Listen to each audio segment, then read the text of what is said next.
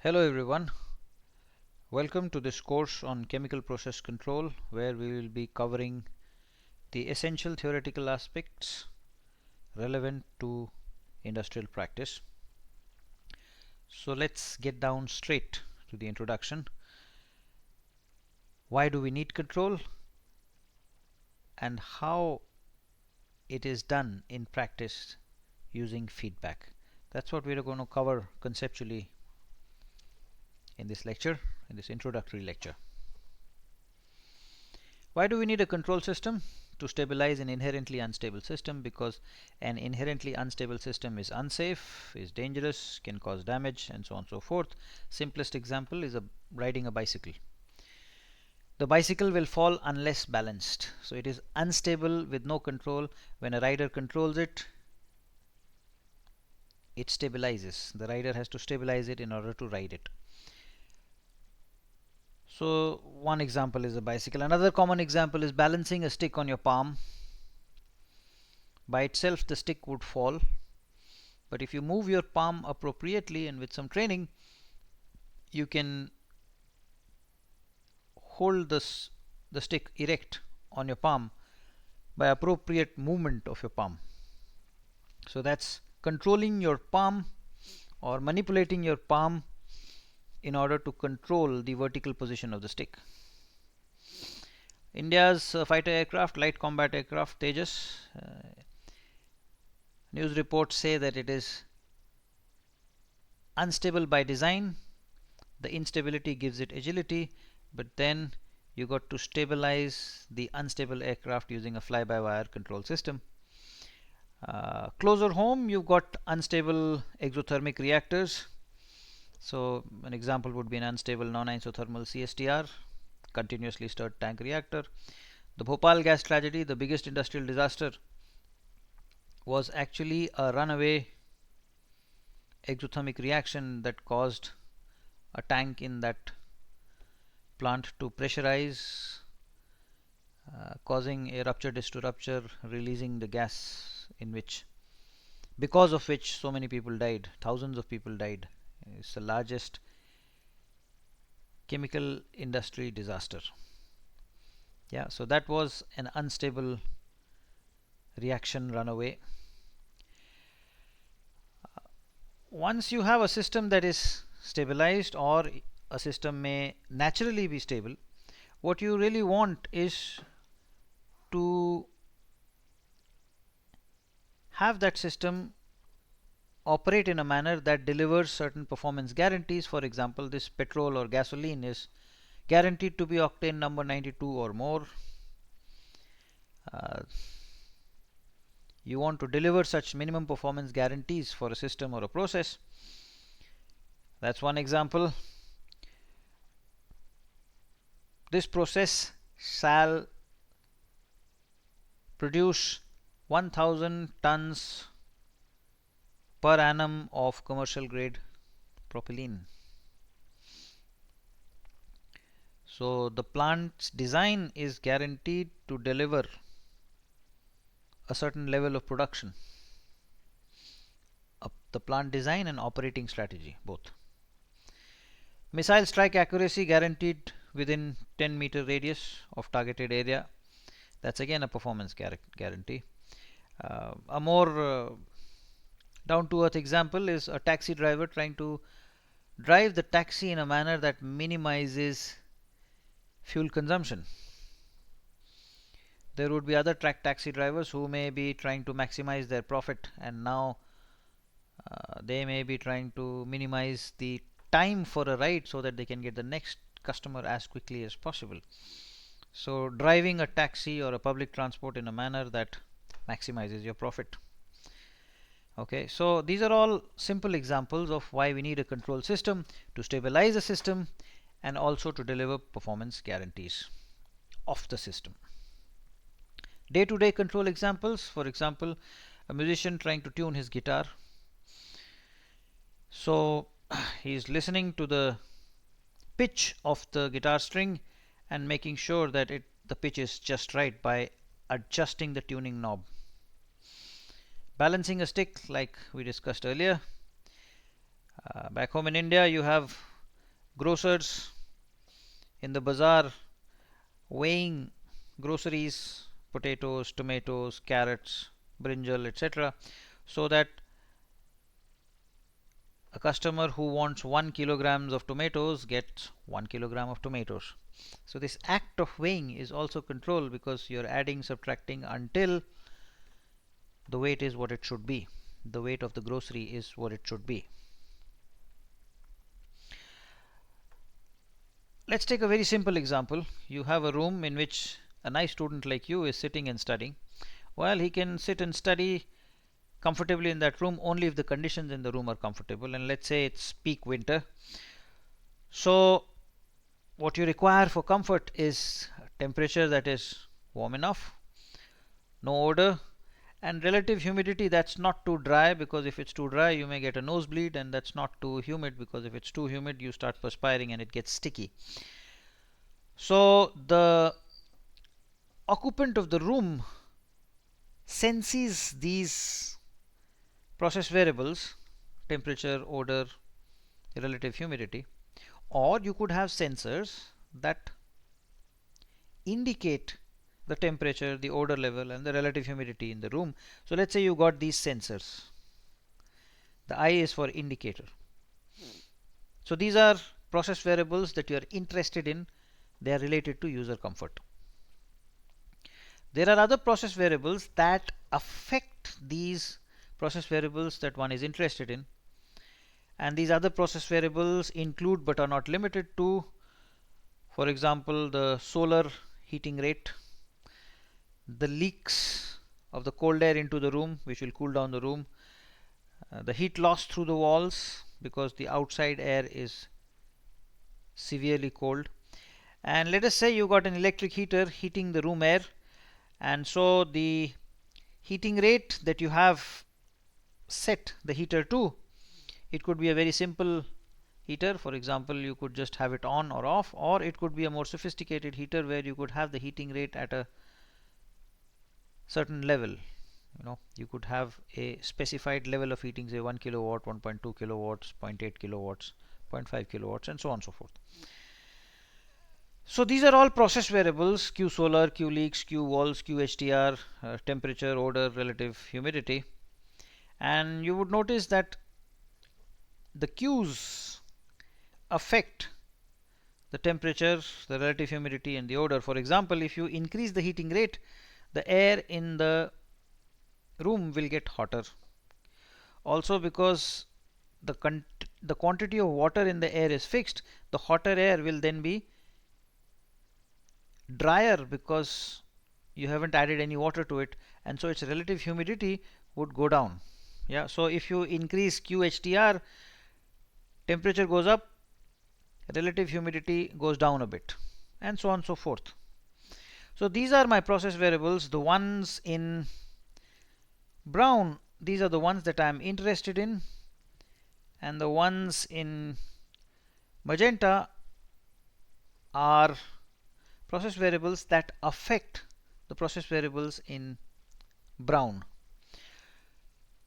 So the brown process variables are called output process variables, output or affected process variables, and the magenta ones are called causal or input process variables. So these are input process variables, input in the sense of these cause the process variables that I am interested in to change. There is a cause and effect relationship, and the output variables is in the sense of affected. So the causal process variables affect the affected process variables. Causal process variables are also known as input process variables. Affected process variables are also known as output process variables. Now if you look at the input process variables, you see a fundamental difference between this and these. QHDR is something that the user can specify. On the other hand, the solar heating rate, the leaks, and the heat loss through the walls, these are all not in your hands. You cannot specify them to whatever you desire them to be. These are what they are. It is what it is, as they say. So this special process variable, input process variable QHTR, which can be adjusted by an operator or a user, it's called a manipulated variable because it is manipulable. It is also called a control degree of freedom or a control input because it's an input process variable, and this input process variable, by its nature of being adjustable, allows the control of a process variable that has a strong cause and effect relationship with it. For example, over here I can hold the temperature by adjusting QHTR. If temperature is lower than desired, increase the heating rate. If temperature is more than desired, reduce the heating rate. So this heating rate, by its adjustability, by its manipulability, allows control of the room temperature. Hence it's called an input process variable that makes control possible. Therefore you also call it a control input. Degree of freedom means you are free to adjust it. Indeed, you are free to adjust QHTR, and hence it's a control degree of freedom, or degree of freedom that can be adjusted to do control.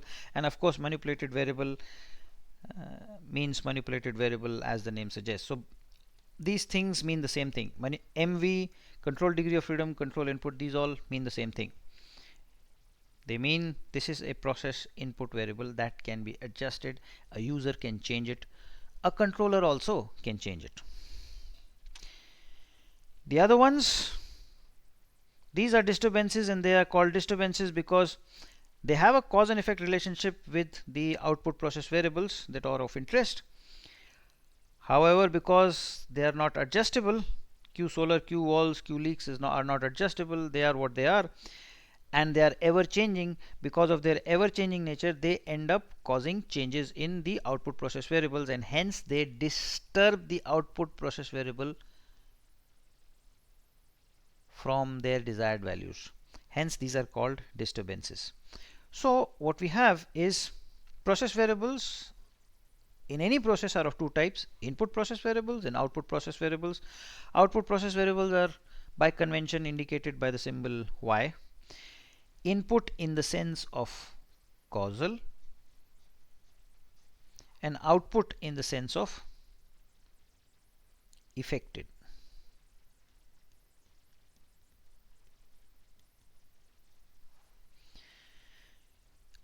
The input process variables affect the output process variables through cause and effect relationships, and process dynamics and control is a systematic study of these relationships and how these can be harnessed to get the desired dynamic characteristics for the process. The input process variables are further classified into control inputs and disturbances. Control inputs are those input process variables that can be adjusted or specified by a user or a controller. So these manipulated variables are conventionally indicated by the symbol U. Disturbances are of course disturbances because they end up disturbing the output process variables away from their desired values, and disturbances are indicated by the symbol D.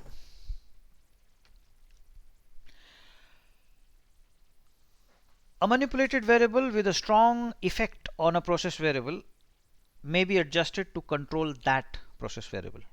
Of course, if there is no cause and effect relationship, then you can't manipulate the variable to hold that process variable, because manipulating this doesn't affect that.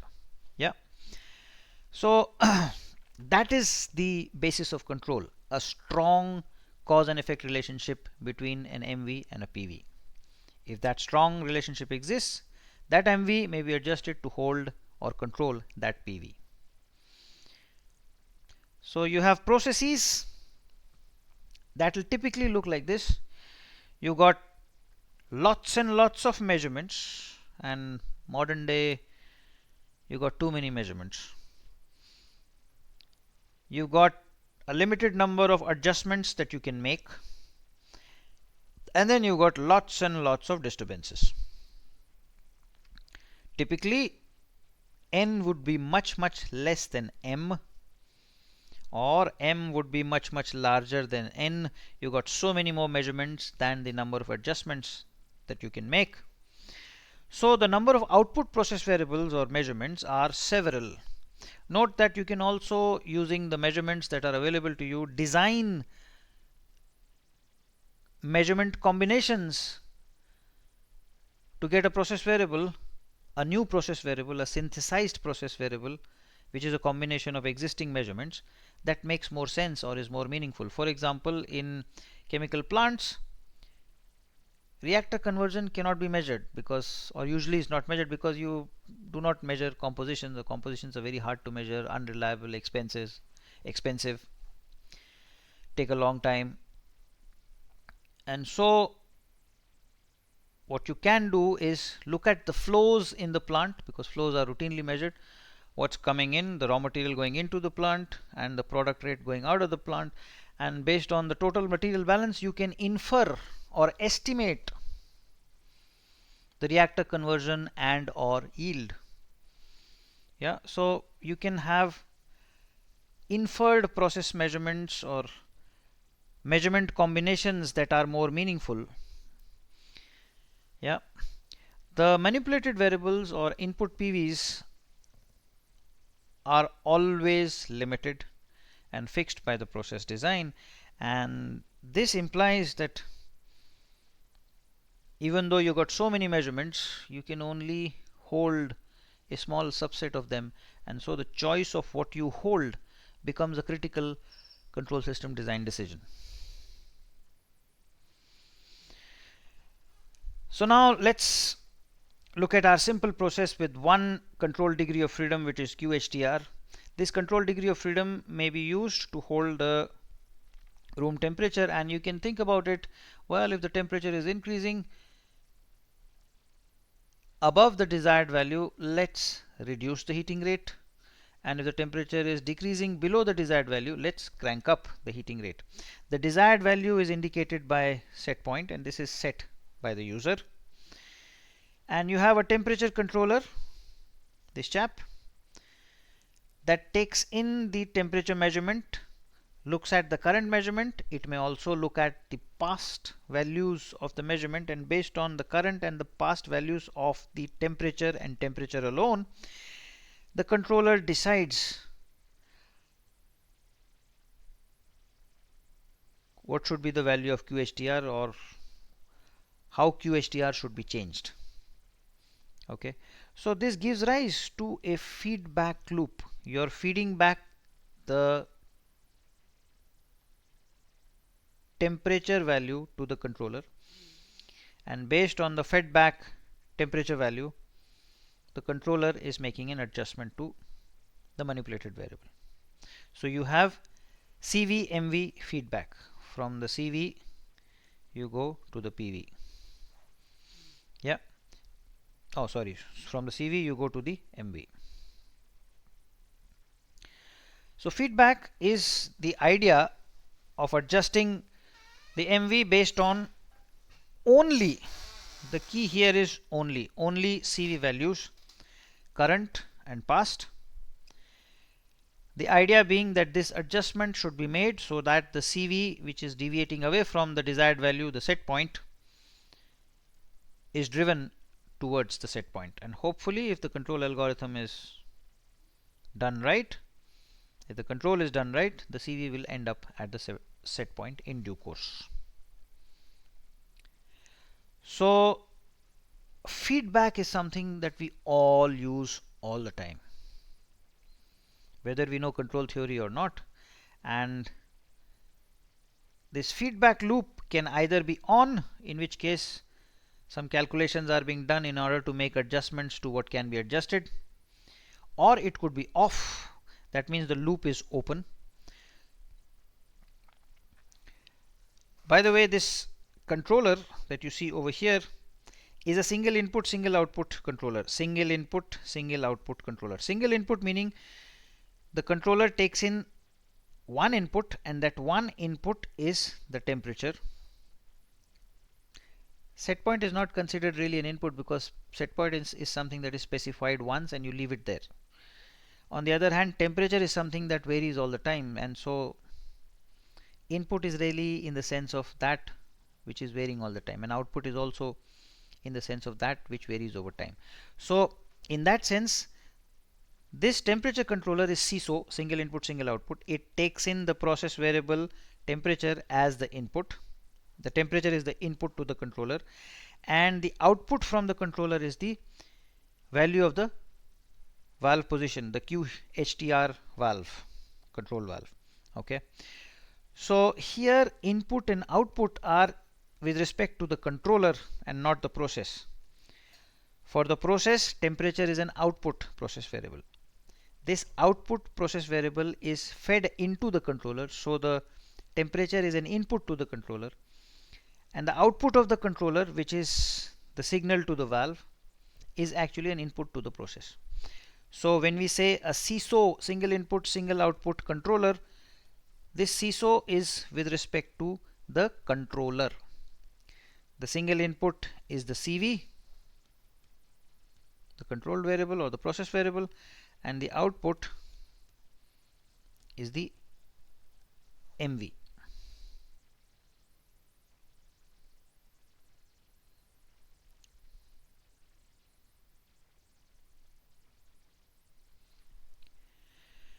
And like I said, the controller may be on, in which case the feedback loop is open, closed, or the controller may be off, in which case the feedback loop is open. So when the feedback loop is open, the controller is off, and when the controller is off, you are here. That means the QHTR value is being specified by the user or operator. So the operator specifies the MV value, and for the particular MV value at which the process is operating, the process variable or the controlled variable, which in this case is the temperature of the room, it floats. If the heating rate is fixed, during the day the room will be hotter, at night the room will be colder at a given heating rate. On the other hand, if you close the feedback loop,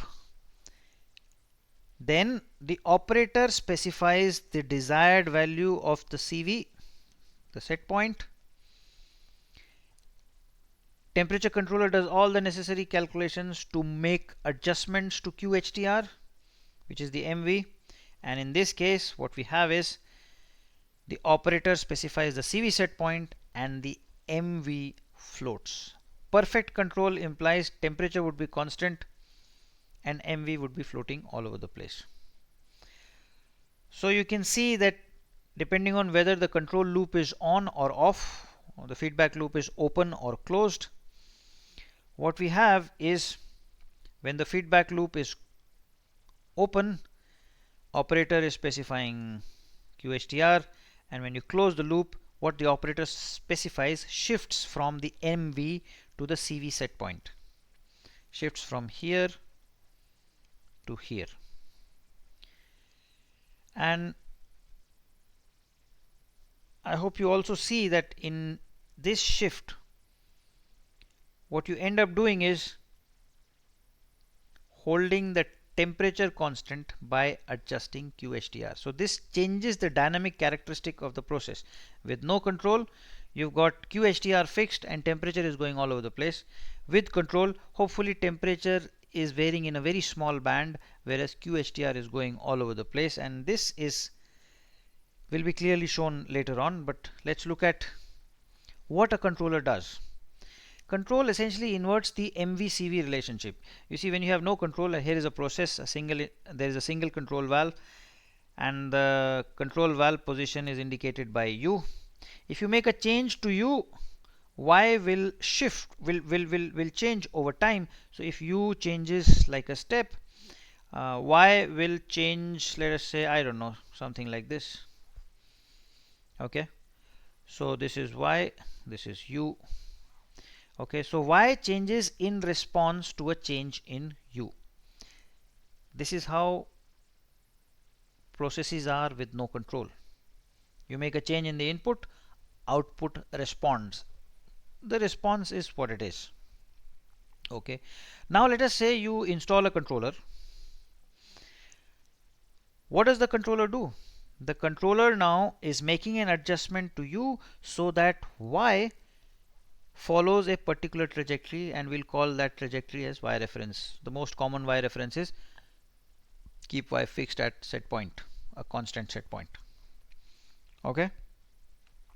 So if you look at the process with no control, you make a change to u and y responds in a certain way. U is the cause, y is the effect. Now with the feedback loop, the effect becomes the cause and the cause has another effect.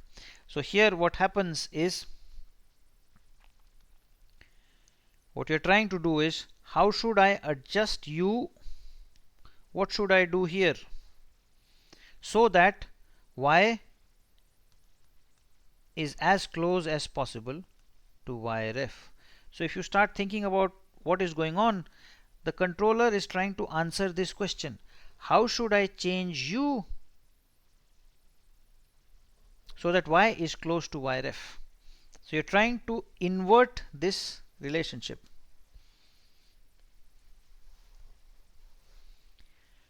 So in a sense, control inverts the MV-CV relationship, the input-output relationship. Yeah. And this inversion is reflected in the process behavior. So if you look at the same simple room example, let us say the controller is off. If the controller is off, QHTR is fixed and temperature goes all over the place because people are coming in, going out, cold air is leaking in, leaking out, and so on and so forth. If you switch on the controller, what will then happen is the controller will make adjustments to QHTR so that temperature stays close to set point. And so if the control has been done right, hopefully what you'll see is that the temperature is nearly constant while QHTR is going all over the place. So if you have feedback temperature control, you can see QHTR is going all over the place while the CV, the temperature, is nearly constant. It's varying in a very small band. Yeah. So in that sense, what controller is doing is it is transforming variability from here to here, from the CV to the MV. That's what control does. It transforms variability in the CV to the MV, and this transformation is done by the controller. And by this transformation, the characteristics of the process is altered. What's the characteristic here? Characteristic here is heating duty is constant, temperature is going all over the place. What's the characteristic here? Heater duty is going all over the place, temperature is varying in a very small band. And it is this variation of temperature in a very small band that makes the user comfortable. So the characteristic of the process is changed from undesirable to desirable by transforming process variability from where it is not acceptable to where it is acceptable. This is what a control system does, and a controller should be viewed therefore as an agent for transforming variability. And what a control system designer does is figure out what's the variability, where is it desirable, where is it undesirable, where can I put it, and things like that. Okay. So now let's look at common sense examples.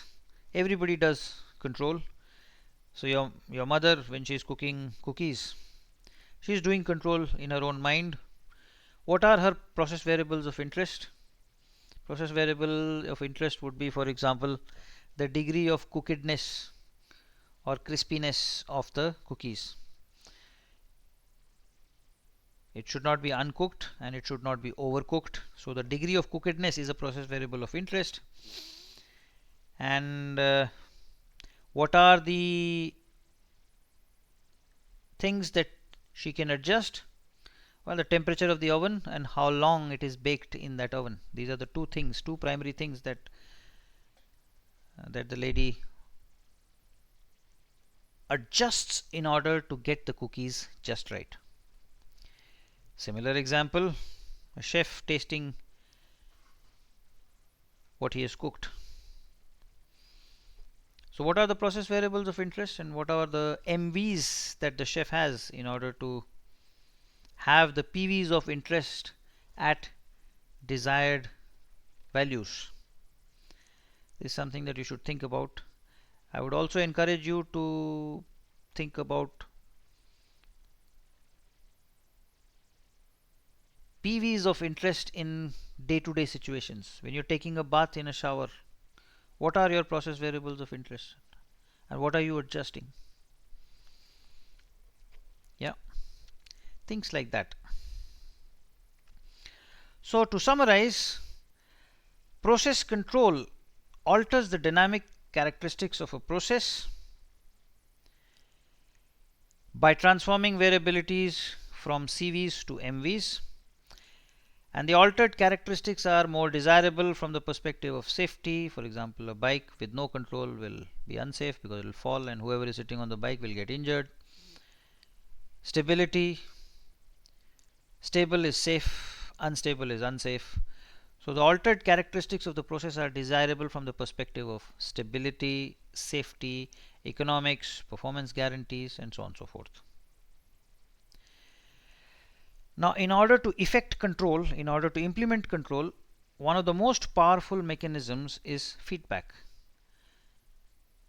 You see the process variable of interest, you see its value, perhaps you can also see its past values, and based on whether you are above or below the desirable value, you make adjustments to the manipulated variable or the adjustable process input that you have in hand.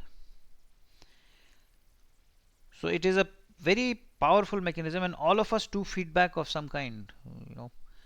My grading answer books and giving you marks is feedback about your grasp of the concepts taught in a course. So that's a feedback mechanism, and based on that feedback you decide, got to study more, got to do this, got to do that, etc., etc. That's the adjustment that you make. Feedback is a powerful mechanism for inverting this MV-CV relationship. What should the MV be so that the CV is at set point? That's the inversion that we are trying to do. I know if I make a change in MV by so much, a 10% change in the MV, the output changes by X% in so many hours. That I know. What control does is it tries to invert. If I want the CV to reach set point in so much time, what changes should I make to my MV? You're solving the inverse problem. The other thing that we saw was that there are several available process variable measurements. In fact, modern plants are too well instrumented. On the other hand, the number of MV measurement, the number of MVs is limited, and so the number of things that you can control is limited. So you got all these process variables and you want to regulate all of them. That's not possible. You got only a limited number of adjustment handles, and the number of adjustment handles limits the number of process variables that you can hold. And so as a control system designer, you got to be wise in deciding how do I utilize the available control degrees of freedom, which is limited. I've got only n valves that I can adjust. How best should I make these adjustments so that the process behavior is desirable, so that the process objectives are met? So how should I use my degrees of freedom to control what process variables? Which ones should I control? How tightly should I control them? This is a key decision, and these decisions can only be made properly if one has a good understanding of the process and its operational objectives. Okay, so that's the key to effective process control: knowing your process, understanding your process, knowing your objectives. Only if you know what destination you want to go to, do you know which bus to board, or which train to board, or which plane to board. Otherwise, all roads lead to Rome. Yeah. So that's that. And this brings us to the end of this first introductory lecture.